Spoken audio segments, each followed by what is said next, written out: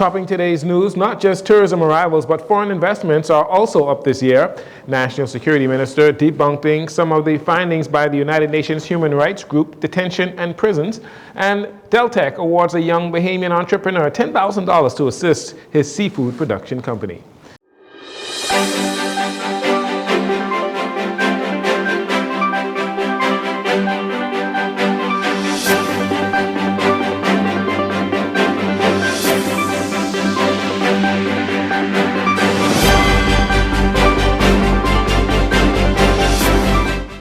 Good evening, Bahamas. I'm Jcn Saunders. This is your JCN Evening News. It is a pleasure to have you join us.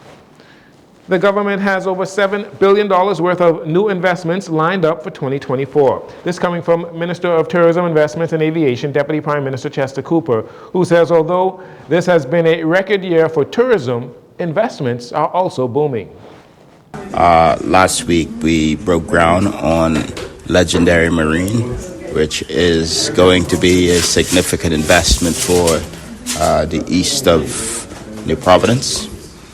We are actively and constantly engaged with many significant investors on Paradise Island, Grand Bahama, and many of the family islands that you will hear about in due course. There's a very, very active pipeline. We have already approved more than $7 billion of new investments. We expect next week at the NEC to perhaps approve an additional billion, all things working smoothly. DPM Cooper goes on to say that it is critical that we get the shovel in the ground on most of these investments. Many of them are ready for actual construction to begin, and this is where the economic activity truly come from. We are pleased with the level of employment that's going to be generated and the opportunities for Bahamian entrepreneurship as well. We are focused very heavily on ensuring that as a result of the significant boom in tourism and the significant attractiveness of the Bahamas for foreign direct investments, that we empower Bahamians. And this is why through the Tourism Development Corporation, we are consistently putting on new programs like the Host a Guest initiative that we will launch in January, that will encourage Bahamian vacation ownership. He emphasizes the importance of Bahamian direct investment and empowering Bahamian businesses to retain the Bahamian dollar. So this is a win-win. We're moving forward on all cylinders. We are still very delighted with the growth that we're seeing in the economy.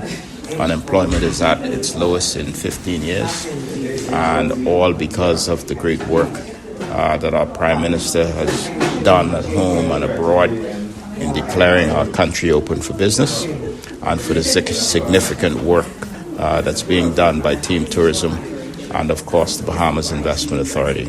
So suffice to say, during this Christmas period, I simply want to say thank you to many of the team that's doing the heavy lifting all across the areas of the portfolio that I am responsible for. And of course, we're making significant headway on aviation.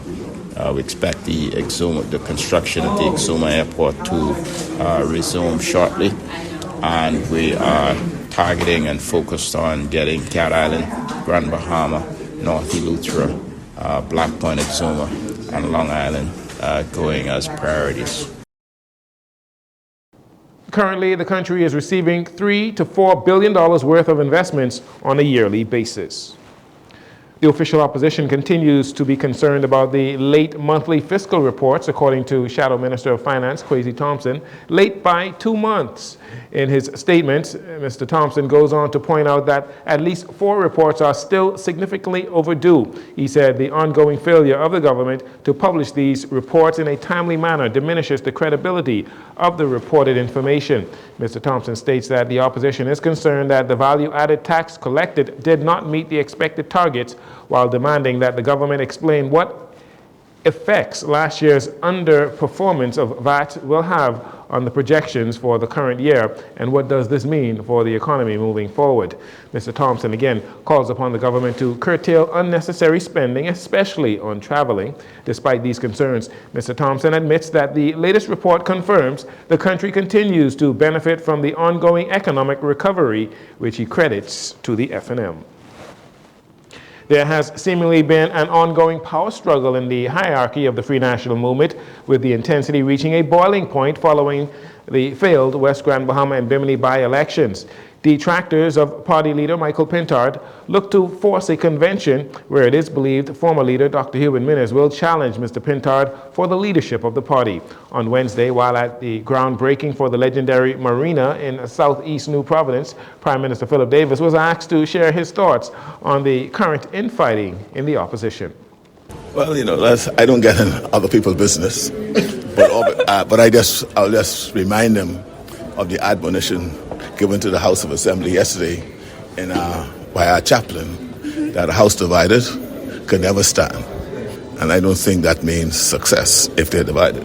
PLP Party Chairman Fred Mitchell also shared his thoughts on the F&M saga, describing a letter by former Deputy Prime Minister Desmond Bannister to the F&M leadership calling for a convention as unwise from a political standpoint. What do you think was going through the head and mind of the F&M's former Deputy Prime Minister Desmond Bannister when he published an open letter to his party leader Michael Pintard calling for the party to have a convention? When you read the letter, you can see the deep divisions and anger within the party of the F&M. The PLP never disintegrated into that point of acrimony amongst its elites and remained together. When you reach the point where you have to be writing a letter to get the attention of your leader, something is terribly wrong. What prevents you from simply picking up the phone and conveying what your request is? Instead, the former Deputy Prime Minister engaged in a public rant and public invective, accusing the party leadership of supporting violence against one of its members. It wasn't even 24 hours before another F&M fired back with devastating directness at the letter. The F&M should know better. They went down this road before in 1977, and the PLP wiped the mat with them, pinning one big time in 1977. Well, I'm enjoying the popcorn, so it don't matter to me, but Bannister's letter made no political sense whatsoever.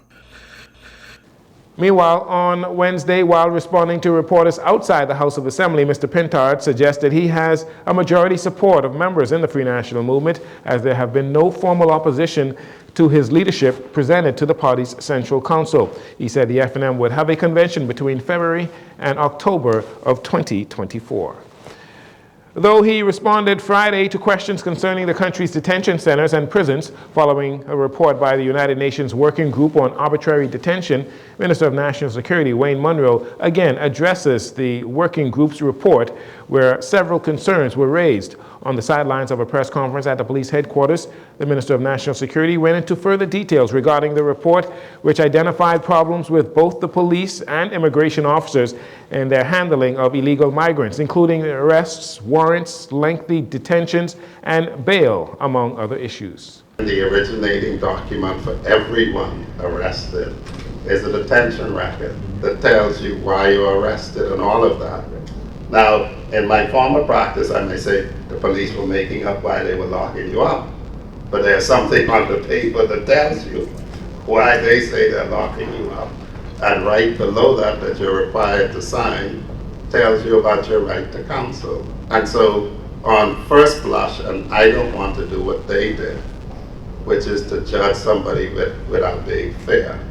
They appear to have been motivated by what people told them. So detainees told them this, and they recited as gospel. As I said earlier, if they cared to ask most of the detainees, most of them would say they were wrongly convicted even after the jury thought them guilty, even after the Court of Appeal dismissed their appeal, even after the Privy Council dismissed their appeal. Minister Monroe, a veteran lawyer by profession, pointed out that the report claims that detainees pending trial are unable to post bail when you don't pay bail in the Bahamas, stating that the working group is inaccurate on that assessment. I take it very seriously, as I did when the U.S. State Department issued its report on trafficking in person. If you say that persons have been arrested on outdated warrant, it behooves you to produce the proof of it. Not just that Wayne Monroe said he was arrested on an outdated warrant or an expired warrant and released after 24 or 48 hours. The police actually, if they release you, it may be because you've satisfied them that they ought not to proceed further. That almost gives the impression that the police must charge everyone who they arrest. And that would be an alarming thing to say. And so I must say, having practiced as a lawyer in this area, I am a bit alarmed at some of the things that these people have said. The minister urged the media to be cautious in their approach when reading and reporting the working group's findings, adding that people can say anything they like, but that does not make it truth. I have no doubt, and I mean no disrespect to any officer around this table, but when I practiced as a lawyer, officers often said they didn't beat anyone. But sometimes the court throws out confessions, so everyone says what suits their purpose. And these folks seem to just be repeating what persons say as gospel. I repeat, the police are like our guard dogs, and people complaining about your guard dog barking, people complaining about him doing things that he shouldn't do. You might figure out maybe in their interest to try and get less scrutiny. And so I would invite you all to read this report and see where they say people tell them things. Perhaps if you can ask them questions, ask them for the actual fact, you see. If you say I arrest someone on an outdated warrant, that's a piece of paper that exists as a fact.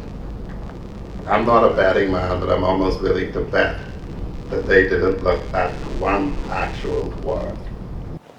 That was Minister of National Security Wayne Monroe responding to concerns announced by the United Nations human rights groups. And finally, in this segment, Rotary West Club of Nassau gives back to the community this holiday season as members volunteered at the Persis Rogers Home for the Aged this past weekend. They added modifications to a cabana they constructed for the home some years ago. The Community Service Director of Rotary West, Elston Bain, speaks about the impact the club would like to have on the Persis Rogers community. And just over the weekend past, we did some structural repairs to that gazebo. The roof was in a state of disrepair, and so we went by over the weekend, and we completed all of the repairs. And now, under President Kendrick Christie, and so we did an excellent job with that, and the residents and staff they were very proud based on what we did. According to Mr. Bain, their charity is not limited to the Persis Rogers Home for the Aged. And also we did a donation about three weeks ago to the Haven, which is a drug rehabilitation facility for males. We work annually on an annual basis with the Salvation Army, with the ringing of the bell, along with other Rotary clubs in New Providence. Mm-hmm. Also, we partner with Bairns and Grandstand Association, where our club work with them on an annual basis also.